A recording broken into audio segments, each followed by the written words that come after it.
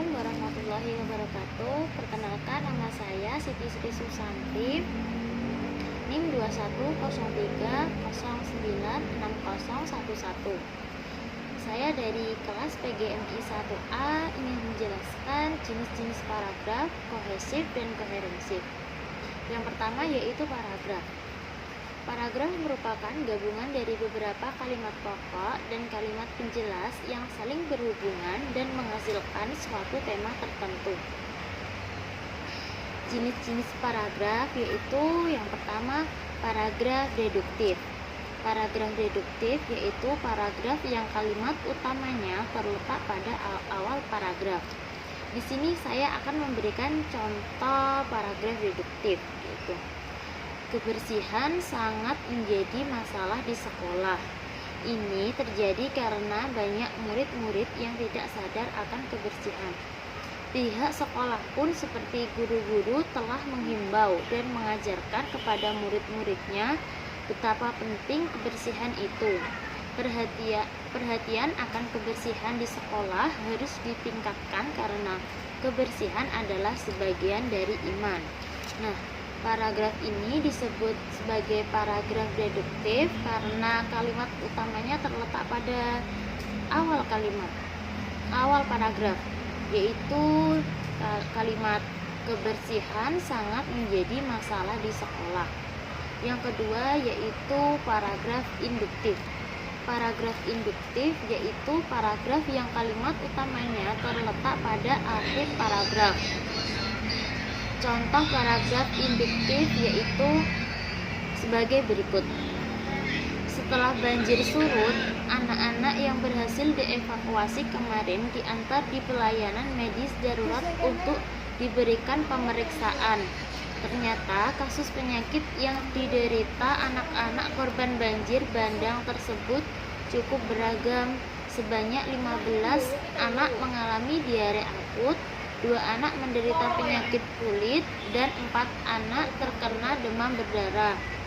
Hal ini dapat dikatakan banjir bandang yang melanda kota Denpasar minggu lalu membawa dampak buruk bagi kesehatan anak korban banjir. Paragraf ini disebut sebagai paragraf induktif karena kalimat utama terletak di akhir, yaitu hal ini dapat dikatakan banjir bandang yang melanda kota Denpasar minggu lalu membawa dampak buruk bagi kesehatan anak korban banjir. Nah, yang ketiga yaitu paragraf deduktif induktif. Paragraf deduktif induktif yaitu paragraf yang kalimat utamanya terletak pada awal dan akhir paragraf. Contohnya yaitu faktor ekonomi, faktor budaya, dan faktor geografislah yang membuat kami amat kerasan tinggal di kota Paris Van Java ini. Secara ekonomis, kami merasa amat mudah untuk mencari sesuap nasi di kota ini. Secara budaya, kami juga mudah diterima walaupun berbeda suku. Mereka amat terbuka menerima pendatang dari manapun. Secara geografis, kami tidak kaget dengan hawa kota Bandung, malah kami sangat nyaman dibuatnya. Itulah 3 faktor yang membuat kami sangat kerasan tinggal di kota Bandung, yaitu faktor ekonomi, faktor budaya, dan faktor geografis. Nah, ini disebut sebagai paragraf deduktif karena kalimat utamanya terletak pada awal dan akhir paragraf. Yang kedua yaitu kohesif. Kohesif adalah keserasian hubungan antara unsur yang satu dengan yang lain dalam wacana sehingga terciptalah pengertian yang baik dan koheren. Kohesif berfungsi sebagai perekat antara kalimat yang satu dan yang lain. Tanpa adanya kohesif, kalimat seolah-olah terpenggal-penggal. Kohesif juga disebut sebagai perpautan bentuk. Nah, contoh kalimat kohesif sebagai berikut. Orang yang rajin belajar kelak akan menjadi orang yang cerdas dan sukses. Maka, biasakan dirimu untuk semangat dalam belajar karena tidak ada orang yang sukses tanpa belajar.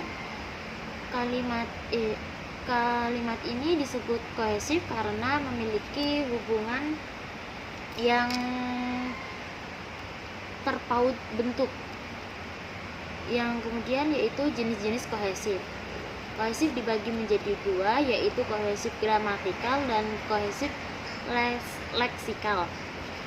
Kohesif gramatikal yaitu kepaduan yang dicapai dengan menggunakan elemen dan aturan gramatikal. Sedangkan kohesif leksikal yaitu hubungan antara unsur sistematis atau makna dari bahasa secara tidak langsung tersematkan makna sebelumnya. Unsur-unsur kohesi gramatikal terdiri dari referensi, kolokasi, konjungsi, substitusi, elipsis, dan unsur kohesi leksikal yaitu pengulangan, sinonim, antonim, hiponimi, meronimi. Penjelasannya sebagai berikut. Kohesi gramatikal terdiri dari referensi. Referensi merupakan salah satu jenis kohesi gramatikal yang mengacu pada suatu lingual yang mendahului atau mengikutinya. Yang kedua yaitu kolokasi. Kolokasi merupakan asosiasi antara suatu kata dengan kata lain yang memiliki kecenderungan untuk muncul bersamaan. Contohnya yaitu gelap gulita, hingar bingar. Yang ketiga yaitu konjungsi. Konjungsi merupakan kata yang menghubungkan frasa dan klausa. Contohnya yaitu dan, tetapi, melainkan, sedangkan, karena, sebab, akan, dan serta. Jenis-jenis kohesif. Yang keempat yaitu substitusi. Substitusi merupakan penggantian sebuah kata dengan kata lain. Contoh penggunaan substitusi ialah sebagai berikut. Dari percakapan antara A dan B. Saya harap kamu betah tinggal di pondok. Ya, saya juga berharap demikian. Betah tinggal di pondok digantikan oleh kata demikian pada percakapan di atas. Yang kelima yaitu elipsis. Elipsis merupakan penghapusan elemen yang dirasa tidak perlu karena telah diucapkan pada kalimat sebelumnya. Contoh elipsis ialah sebagai berikut. Percakapan antara A dan B. Apa yang akan kamu lakukan setelah ini?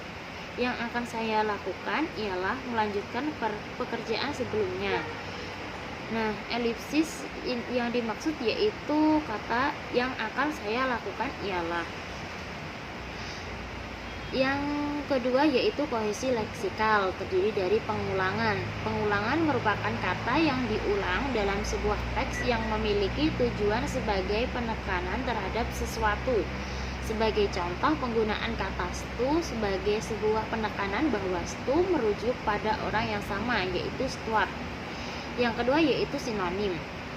Sinonim merupakan kata yang memiliki makna yang sama atau serupa.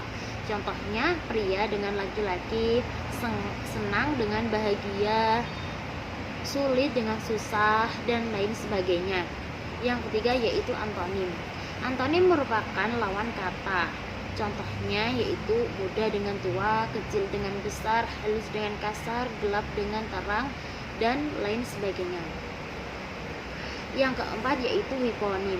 Hiponim yaitu hubungan antara unit leksikal yang bersifat umum, khusus, contoh dari atau bagian dari. Contohnya ialah buku ternak dan ternak lele memiliki hubungan hiponim karena ternak lele merupakan bagian dari buku ternak.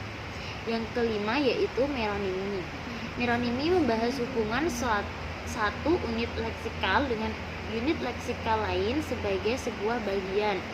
Contoh meronimi ialah CPU dan komputer jinjing, karena CPU merupakan bagian dari komputer jinjing. Yang ketiga yaitu koherensif. Koherensif adalah suatu rangkaian fakta gagasan yang sistematis.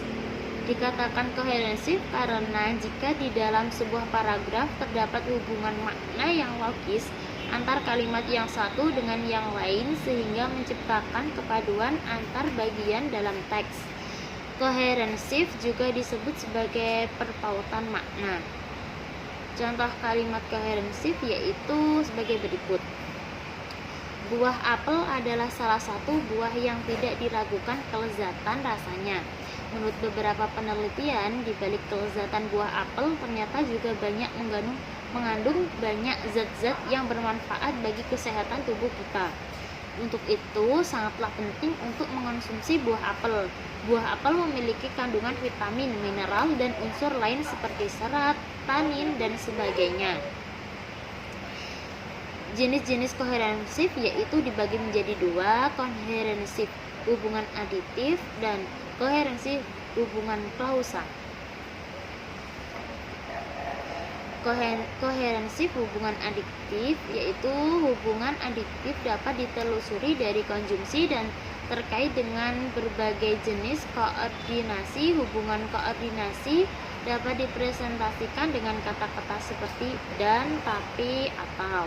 Contohnya, Siska membeli hadiah untuk ibunya, tapi dia lupa membawa uang. Yang kedua yaitu koherensi hubungan klausa. Koherensi hubungan klausa dapat ditelusuri dari implikasinya dan terkait dengan subordinasi. Dalam tata bahasa tradisional, hubungan kausal dibedakan menjadi 7 jenis, yaitu yang pertama, kaus atau sebab. Contohnya, Maria tidak pergi ke pesta, dia ketiduran. Ini menunjukkan sebab Maria tidak pergi ke pesta yaitu dikarenakan dia ketiduran. Yang kedua yaitu reason atau alasan. Contohnya, Tika tidak datang bersama kami, dia tidak suka keramaian. Nah, alasan Tika tidak datang bersama temannya yaitu karena dia tidak suka keramaian. Yang ketiga yaitu means atau cara. Contohnya yaitu, kamu bisa menyelesaikan kok, coba saja menggunakan rumus lain. Yang keempat yaitu consequence atau konsekuensi. Contohnya, Dika demam, kemarin dia kehujanan. Konsekuensi dari demam yaitu karena Dika kehujanan. Yang kelima yaitu purpose atau tujuan. Contohnya yaitu penulisan nama di formulir harus menggunakan huruf kapital, diharapkan dapat mencegah kesulitan dalam membaca. Yang keenam yaitu condition atau syarat. Contohnya yaitu, kamu boleh ikut ke pasar nak, tapi selesaikan dulu tugasmu. Ini mengandung syarat. Nomor 7 yaitu concession atau konsesi. Contohnya, dia kaya, tapi dia tidak pernah beramal. Nah, sekian penjelasan dari saya. Apabila ada kekurangan, mohon maaf. Semoga bermanfaat. Wassalamualaikum warahmatullahi wabarakatuh.